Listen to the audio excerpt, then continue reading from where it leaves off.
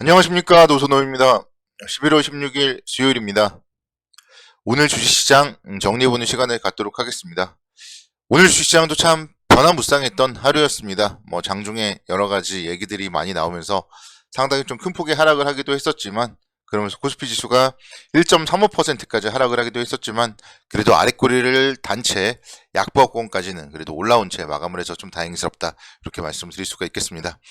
오늘 새벽 마감된 미국 시장부터 살펴보면요, 미국 시장은 3대 지수 모두 상승 마감을 했습니다.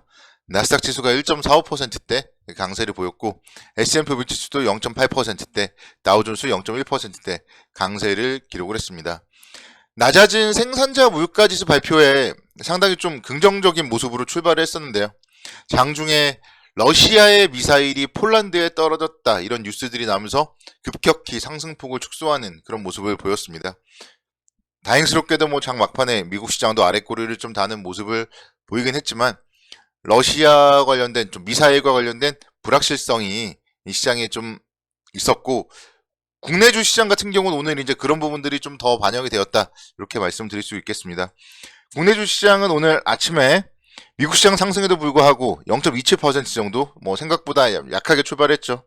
이유 자체가 이제 폴란드의 미사일 피격 소식이 좀 지정학적 리스크를 부각시키면서 전반적으로 아시아 시장에는 좀 부정적인 영향을 미쳤었는데요. 장중에 이제 그래도 좀 다행스러웠던 점은 폴란드의 미사일을 쏜 게 러시아에서 발사된 거는 아니다, 그런 얘기들이 바이든 대통령의 입에서도 나왔고, 또 러시아 국방부에서도 미사일 공격을 하지 않았다고 얘기를 하면서 그런 좀 리스크들이 또 조금 감소가 되면서 낙폭을 줄여나가는 그런 모습을 보였습니다. 우선 긍정적인 부분은 미국의 인플레이션 정점 통과에 대한 기대감 계속적으로 좀 살아있는 모습, 그렇기 때문에 이런 모습들은 좀 시장에 충분히 긍정적인 관점으로 접근이 가능하겠다, 이렇게 말씀을 드릴 수가 있겠고요. 지금 이제 폴란드 쪽에 습격이 나오면서 나토에서도 여러 가지 얘기들을 하고 좀 어수선하긴 한데요. 일단은 이 부분에 대해서는 그래도 오늘 장중에 좀 완화가 되었기 때문에 그래도 역시 또 다행스럽다고 볼 수 있겠습니다. 미국의 생산자 물가 지수가 시장 예상치를 하회했습니다. 그래서 미국의 10월 PPI 생산자 물가 지수가 전월 대비 0.2%, 그리고 전년 동월 대비는 8% 상승을 해서 시장 예상치를 모두 밑도는 그런 모습을 보였습니다. 그래서 인플레이션 압력이 미국 쪽에서 어쨌든 둔화되고 있는 모습이 나타나고 있다, 이렇게 좀 말씀드릴 수가 있겠고, 원달러 환율이 상승을 했는데요. 좀 그럼에도 불구하고 오늘도 그래도 외국인들의 매수세가 이어졌다는 점은 또 긍정적으로 살펴볼 수 있겠습니다. 원달러 환율이 오늘 7원 정도 상승을 했고 1325원을 기록을 했습니다. 그래서 환율은 사실 이제 지난주에 엄청나게 좀 하락을 했었고, 그 이후에 뭔가 올라갈 듯 하지만 또 역시 마찬가지로 올라가지는 않아요. 그래서 지금 1310원, 1320원대에서 나름대로 그래도 좀 선방을 하고 있다, 버티고 있다, 이렇게 말씀드릴 수가 있겠고, 수급적으로 오늘도 외국인들이 900억 원대 순매수를 했습니다. 그래서 외국인들의 매수, 최근에 어제도 2천억 원대 매도를 하고 했지만, 그래도 어쨌든 외국인들이 연속적인 매도가 나오지 않고 이렇게 좀 매도와 매수를 반복하고 있는 이런 모습들을 본다면은 시장은 여기서 추가 하락의 강도도 크진 않겠다, 이렇게 좀 말씀을 드리고 싶습니다. 제가 사실 이제 시장에 대해서 일요일 날도 그렇고 좀 보수적으로 좀 말씀을 드렸잖아요. 그리고 이제 월요일 날 같은 경우에도 2499포인트의 고점을 형성을 했기 때문에 좀 보수적으로 제가 이제 말씀을 드렸었는데, 그 이후에도 보면은 시장이 그래도 다행스러운 거는 어느 정도 2400선대 후반에서 지지가 잘 되고 있다, 이렇게 또 말씀을 드릴 수가 있겠습니다. 이건 정말 생각하기 나름인데요. 2500포인트를 돌파하지 못하고 있어서 지금 현 구간에 저항이 세다, 이렇게도 말씀을 드릴 수가 있고, 또 빠져야 되는데 어떻게 보면 빠질 자리에서 조정 자체가 오늘 장중에는 나오긴 했지만 아랫꼬리를 달고, 그러면서 나름대로 2400선대 중후반을 잘 지키고 있다, 이렇게도 말씀을 드릴 수가 있어요.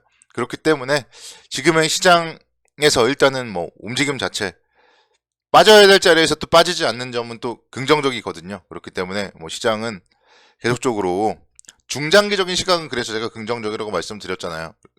그렇지만 단기적으로 역시 또 2500선을 여기서 강하게 넘길 가능성은 높지는 않습니다. 그런 점들을 여러분들이 좀 생각을 하시고, 그래서 추격 매수는 자제를 하는 게 바람직하다. 이 부분을 다시 한번 또 말씀을 드리고 싶고, 3분기 실적 발표가 이제 마무리가 되었어요. 그래서 여러분들이 보유하고 있는 기업들이 성장이 지속될 그런 기업인지 아니면은 좀 실적이 좀 뒷받침이 되지 않는 기업인지, 이거를 잘 판단을 해서 실적이 뒷받침하는 기업들 위주로 계속적으로 좀 포트폴리오 내에서 운용을 하면서 긍정적 관점으로 접근을 하는 게 바람직하다.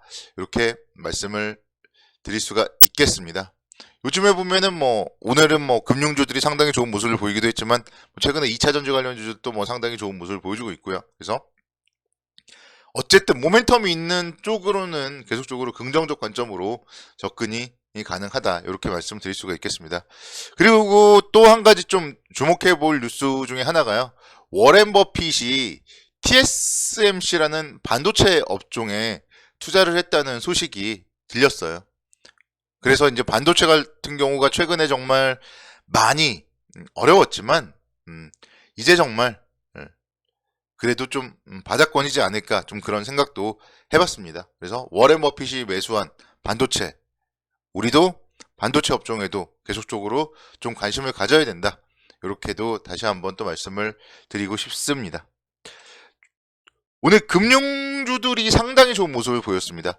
시장은 좀 좋지 못했지만 우리금융 같은 경우가 2%대 강세를 보였고, 하나금융지주가 1.95%대, 그리고 KB금융도 역시 1%대 강세를 보였습니다. 그래서 금융주들 같은 경우는요, 지금 실적이 상당히 좋아요. 예대마진이요, 너무 좋습니다. 이런 부분들을 투자에 좀 포인트로 꼽고, 또 이제 연말까지 보유했을 경우에는 고배당에 대한 그런 메리트도 있기 때문에 금융지주사 좀 계속적으로 좀 긍정적 관점으로 접근이 좀 가능하다고 말씀을 드릴 수가 있겠습니다. 금리가 당초 예상보다도 조금 높아질 그럴 가능성이 높고, 결국은 그에 따른 예대 마진, 이 부분은 은행주의 실적에 좀 상당히 긍정적인 관점으로 접근이 가능합니다. 물론 이제 대출을 받은 개인 투자자분들은 정말 많이 힘든데, 역으로 생각해 보면은 그렇기 때문에 주식시장에서는 은행주만큼 좋은 업종은 없다. 다시 한번 또 말씀을 드리고 싶습니다. 그리고 음식료 업종들 제가 최근에 계속 좀 말씀을 드리잖아요. 오늘도 보면은요, 오리온 같은 경우가 또 상당히 또 좋은 움직임을 보였습니다. 2%대 강세를 보면서 109,500원대까지도 상승을 하는 모습을 보였습니다. 오리온 같은 경우도 제가 이제 몇 주 전에 한번 관심 종목으로 말씀을 드린 적이 있었는데, 그 이후에 주가의 움직임 10만원대에서 나름대로 잘 움직이다가 어느덧 이제 한 11만원 정도까지, 그래도 10% 정도 좀 올라오는 모습을 나타났습니다. 4분기 실적이요, 영업이익이 1,300억 정도 기록을 하면서 상당히 좋을 걸로 전망이 되고 있습니다. 주요 제품들의 가격 인상 효과가 계속적으로 좀 반영이 되고, 또 중국 쪽 매출도 좀 상당히 좀 계속적으로 성장이 기대가 된다. 이렇게 지금 좋은 얘기들이 나오고 있습니다. 그래서 음식료 업종에 대해서는 계속적으로 인플레이션 시대, 어쨌든 인플레이션이 지금 완화되고 있긴 하지만 그래도 인플레이션 시대입니다. 그렇기 때문에 계속적으로 가격에 저항할 수 있는 음식료 업종에 대해서는 조정 시에는 긍정적 관점으로 좀 접근을 하자, 이렇게 말씀을 드리고 싶고, 포스코 인터내셔널 제가 좀 오랜만에 말씀을 드리는데요.